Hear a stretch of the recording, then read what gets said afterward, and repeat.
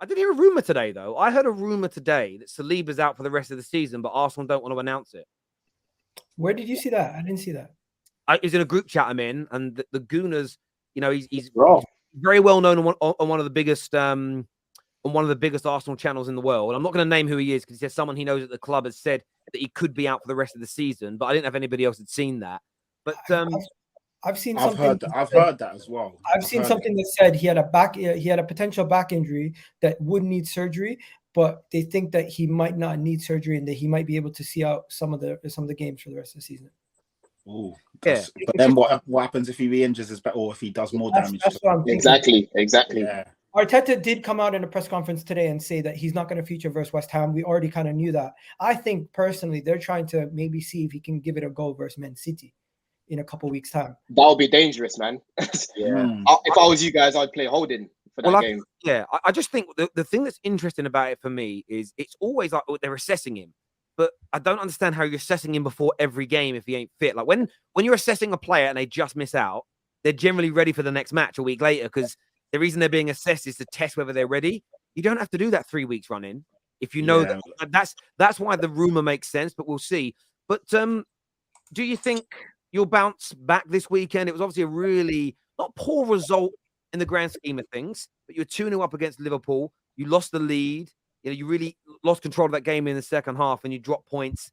That big blue shark, as Big Steve would call it, is kind of breathing down your neck. Do you feel you'll bounce back this week and beat West Ham away? You think you've got it in you to do it? First of all, I just want to acknowledge we're talking about bouncing back after a draw away from Liverpool. The standards have risen so much. I love it. Absolutely love it. Oh, stop it. Stop it. It is reality.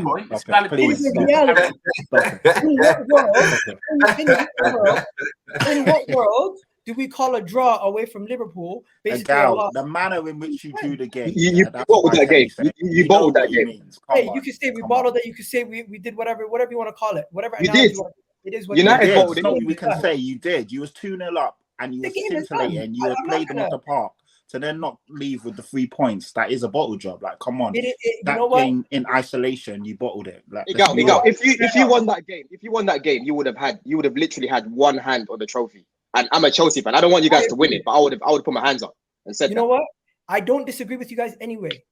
Yes, we did drop a 2-goal lead, and yes, even at the end, we could have still won it, and we didn't win it. We could have also lost it. This is a game we went into the game 20 minutes up. I'm like, we're winning the league. 30 minutes after that, I'm like, yo, how'd we concede? And then by the end of the game, I'm like, boy, we got lucky. We got a point. So it is what it is. These things happen. But to bring things full circle, going into the West Ham game, it's a must-win. Going to the Southampton game, it's a must-win. Going to the Man City game, until we face Man City, we cannot lose a game. We have to continue to win.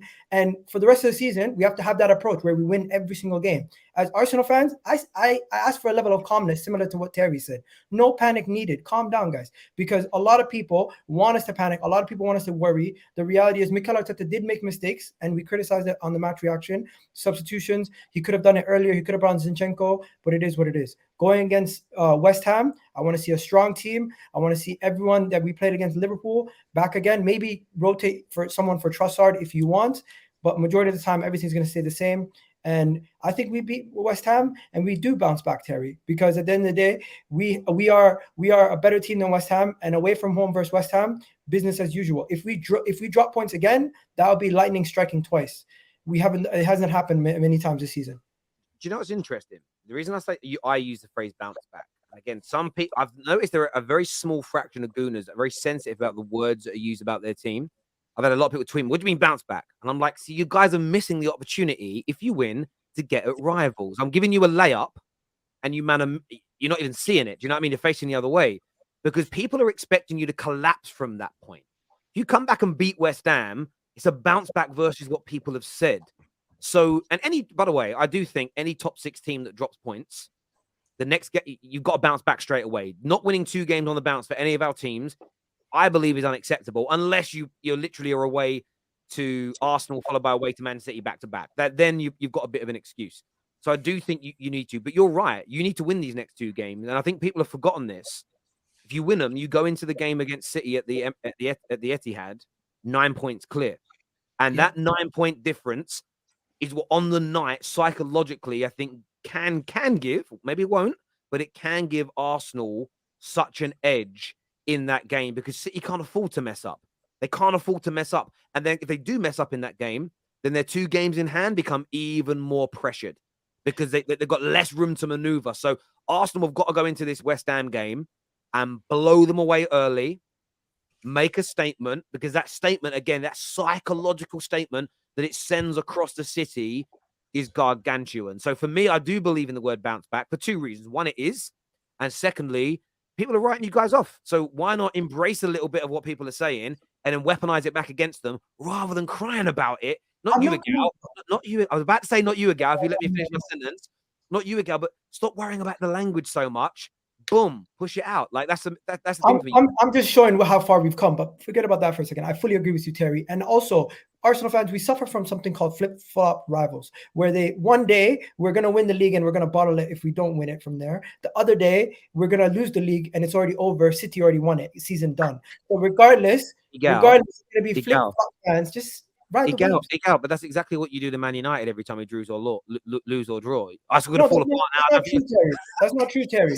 The only time, no, that's not true. You lost 7-0, and you also just got a bunch of massive injuries. And both times, it's fair for me to say your season could go down from here. I understand it, but then you also say it can't. So you're doing the same thing. You guys lose. Do you know what I'm saying? You got Saliba out, and people say you might fall down from here, and you're saying it's flip flop. You do exactly the same thing, Agal. No, but Terry, it's different. The reason why it's different is because these guys are saying 2 things, but the same person are saying the same thing. I'm keeping it consistent. I'm always saying Man United are in trouble if these things happen. But when you're doing well, I don't say, oh, you're going to go on and get everything, secure everything, and win every major trophy. Okay. Fair enough. But this here says that we are done if Saliba is out. Holding is not good enough, is what Rudo Boy says here. How do you see it going this weekend, Dax? Do you think they'll get the job done against West Ham, who are fighting relegation? Yeah, Arsenal beat West Ham 2-3-0 for me. Arsenal have earned the right to be put up there. I don't think Arsenal go and drop points. If they do, then more for them. I expect them to win most of their games. I expect them to beat West Ham. I expect them to beat Brighton at home. When some Arsenal fans saying, oh, Chelsea at home might be a slip up. No, you batter them. Arsenal are a good team. They are where they are for a reason. I'm very real. Like, for me, Arsenal are going to win most of their games. Arsenal fans have to be real. When I ask them where they're going to win the league, where are you going to win the league? Where are we going to win the league? Where you guys drop points.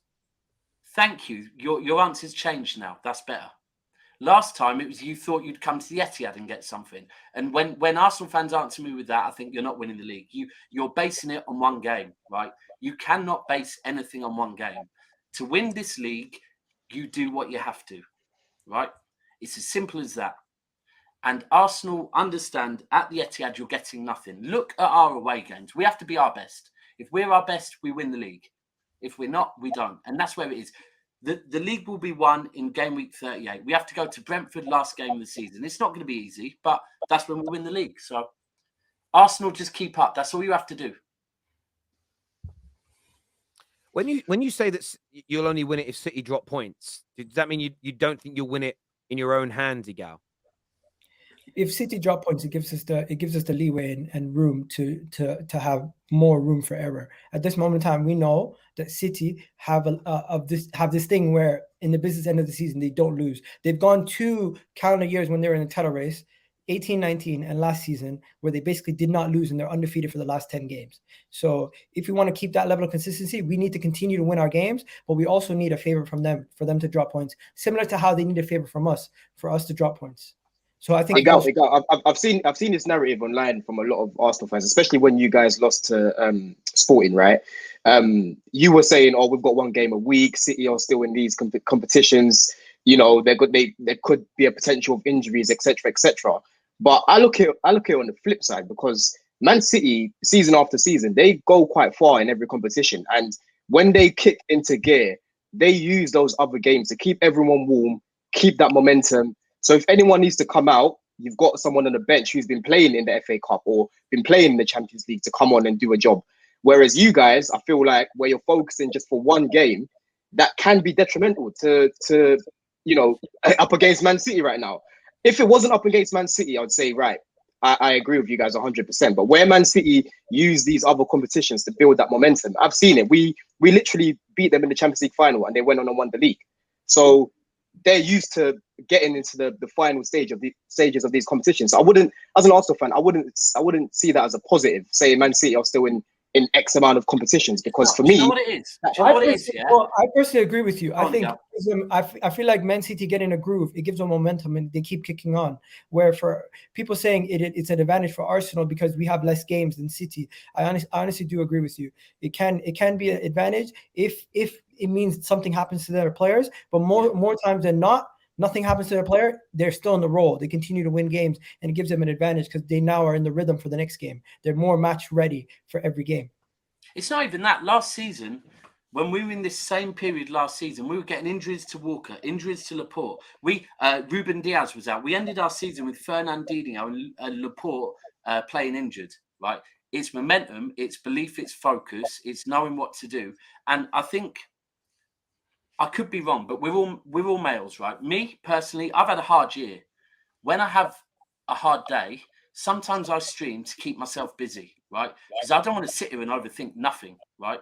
Now, for me, when Arsenal and some of their young players, bless them, and I don't like this, I'm not celebrating it, but a young man that can overthink a lot, and they've got to face the fact that they're playing a team that, unfortunately, because of Arteta playing a weakened team in January in the FA Cup, you didn't beat us at the Etihad. Then we went back to the Emirates and beat you there. So in your head, forget the last 15 games or whatever, and the fact that we beat you pretty much every single time. This season alone, your squad right now know that they haven't beat us home or away when we were worse than we currently are. And you're going to sit there thinking about that every single hour you are not playing football, right? Right now, I thought we're playing Leicester at the weekend. To be frank with you, I'm thinking about Munich, right? That's where we are. Whereas you lot, you're already focusing on that one game at the Etihad.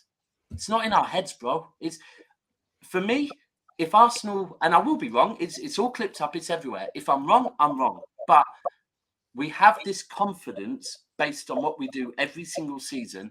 And Arsenal just had to slip up once. Unfortunately, you did. And now you are hoping that somewhere we drop points. We have it in our hands at the end of the day. If we get if we get anything against you, we can. That's also in our hands, because we can win. We can win all our games. If we can potentially get a draw. I don't know if we can win. I don't know what the odds are. Miguel, you can't go in with that mentality. I'm telling you now, as a Liverpool fan, you go into this. You saying we can come out of there with a draw and hopefully we can still win it. You need to win every single game. Also, goal difference. There's a lot of ways. There's a lot of different ways where we can win it, and there's only one way where we can lose it. Whereas if we drop points, to win it, we need many different things to go our way. But one of the things is we continue to win, and we either see City drop points, we see ourselves pick up points away from City, or we find a miracle where we start scoring 7 goals against random teams, which is not going to happen. But hey, we see. I mean, does anybody see this weekend? You know, they did beat Fulham away from home, which nobody expected last week. But does anyone see West Ham at home? We know there can be crazy games with these relegation riddle sides. Do you guys think that Arsenal will just have too much for them? Yeah. Unfortunately, yeah. I'd love to see a West Ham win, but let's be realistic. It's not going to happen. Arsenal, like Dap said, Arsenal are where they are because they deserve to be there. Arguably playing the best football in the league. Some may say Brighton, some may say Man City now. But yeah, man, they deserve to be there. And looking at their fixtures, West Ham away, Southampton at home. Obviously, Man City is the one I've earmarked. Chelsea at home, Newcastle away. That's a massive toughie.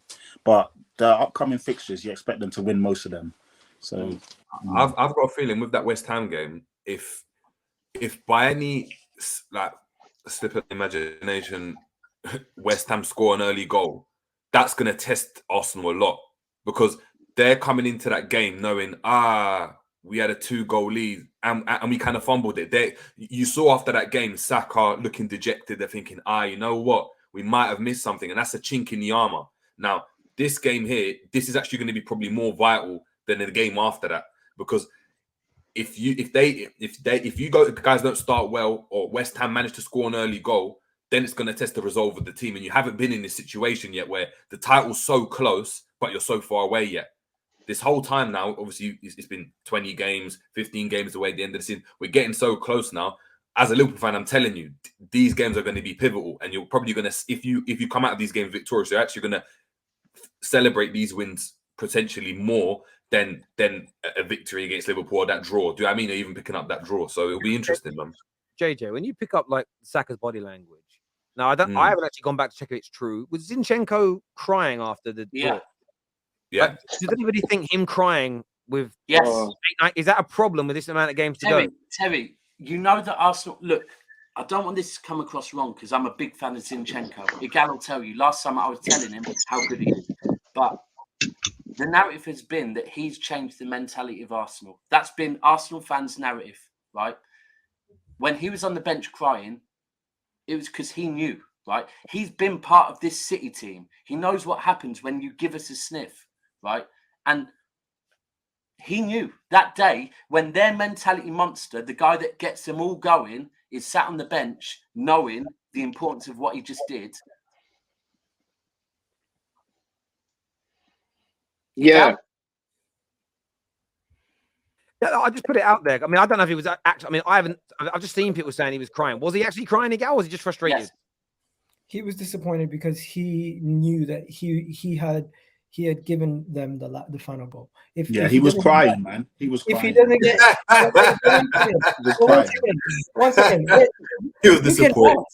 You can laugh. It's fair. Listen, at the end of the day, anybody who's a professional or anybody who's played any type of football knows that if you're emotions run high when you're playing, and you can find yourself in situations where you're overly emotional, and these things can happen. So everyone expresses their emotions different ways. Zinchenko found himself in that way. I generally don't think it's going to have a negative effect. People are saying, oh, it has a negative effect. And I'm not going to sit here and tell you it's going to now galvanize him and things like that. I think it's just something that happened during the game and he's going to move on from it. I think people are reading way too much into this whole situation, similar to the Xhaka incident. People are just reading way too many things out of little incidents in games. And remember when Suarez was crying, though? Do you remember when Suarez was crying when after Gerrard slipped? At Crystal Palace, they had to push the camera out of his face. Yeah. Now, Zinchenko's a warrior. He'll bounce back. You're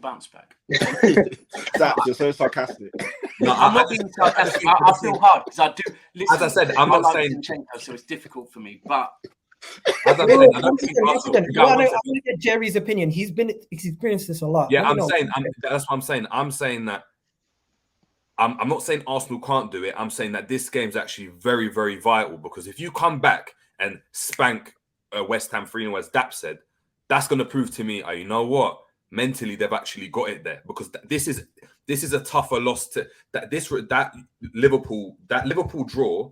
That's a tough loss to take. If you flop against West Ham, that's going to be a tougher loss to deal with. So for me, if you guys go and spank them out, that's like, you know what? This team's serious. It's going to be a tough game. It's going to be a tough game because mentally, you know, if West Ham score, things start to get shaky. Your fans are going to naturally. You're going to be like, "Oh no, is it happening again?" I know. Last day of the season, when Wolves went and scored that first goal, you're like,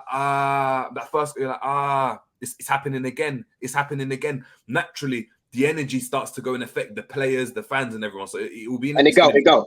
I know Arsenal bounced back from a lot, and you've basically any challenge that's been put in front of you, you've pretty much blitzed it, right? But this time round, you're playing on Sunday, first game. I think Man City are going to blitz Leicester. Leicester are terrible. They've got a terrible defense. I reckon Haaland will probably get a hat trick, if anything, right? Maybe Alvarez. We might rest Haaland. Your game's not getting Alvarez as well, yeah. Your game's not getting lost in a 3 o'clock kickoff when everyone's playing. You're the first game on Sunday. All the eyes are going to be on you guys. I know you've beat a lot of the challenges that have been put in front of you this season, but this is crunch time now. How do you feel about that? The fact that you're the first game on a Sunday, and again, like Jerry said, if West Ham score first, I think that's going to be a headache for you guys because all I say is being a pest for Rob Holding, to be honest. Listen to everyone listening and watching. Dabs, you do your job, we'll do ours. We'll see each other when we see each other. Yes, yeah. No, I'm not focused. I'm looking forward. No, our job is Tuesday. Our job's Wednesday in Munich. Don't worry about this weekend, bro. That's done already. Okay. No, but if you go into that game with that mindset, understand. Leicester got a new manager. No, this isn't new to us. Igal, you can't do that to us. This isn't new to us. Leicester new manager bounce. Listen, never write off a game in the Premier League. Manchester City are a great team. You're going to win most of your games. I think you're going to win, but you can't go into the game with the mentality that we're looking at the next game. Do you know what I love it what you did there, Igal? You almost let it all out, and then you brought it back in again. You're like, I'll bring it back in again now. Okay, cool.